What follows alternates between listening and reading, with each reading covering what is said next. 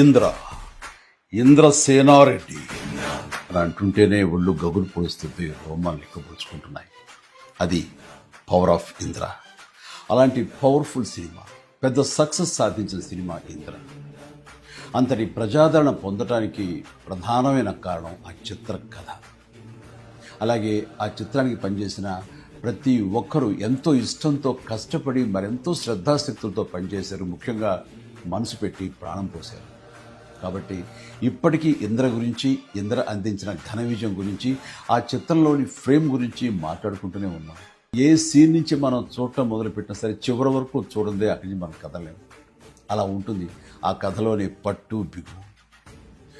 నా చిత్రాల్లో అత్యంత సాంకేతిక విలువలు ఉన్న ఉత్తమ కమర్షియల్ చిత్రం ఇంద్ర. అందులో ఎలాంటి డౌట్ లేదు. కథ, స్క్రీన్ ప్లే, డైలాగులు, ఆర్టిస్టుల పెర్ఫార్మెన్సెస్, అలాగే emotional scenes, background score, songs, fights and what not, everything. And అన్ని పీక్స్లో ఉంటాయి. ఒక మాటలో చెప్పాలంటే కమర్షియల్ చిత్రానికి పర్ఫెక్ట్ నిర్వచనం ఇంద్ర.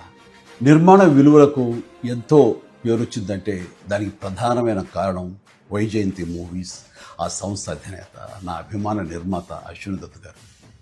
ఆయనతో పాటు కథను అందించిన చిన్ని కృష్ణ, డైలాగులు రాసిన పరుచూరి సోదరులు, అద్భుతమైన మ్యూజిక్ అందించిన స్వరబ్రహ్మ మణిశర్మ, అలాగే డిపిఓ విఎస్ఆర్ స్వామి గారు, ఎడిటర్ చంటి గారు, డ్యాన్స్ అండ్ ఫైట్ మాస్టర్స్, నటీనటుల నటన, లాస్ట్ బట్ నాట్ లీస్ట్ అందరినీ మించి మా మంచి బాలుడు గోపాలుడు, డైరెక్టర్ బి గోపాల్ అత్యద్భుతంగా చెక్కి తెరకెక్కించి ఇంత పెద్ద హిట్ అవడానికి కారణమయ్యాడు. వారందరికీ నా ధన్యవాదాలు.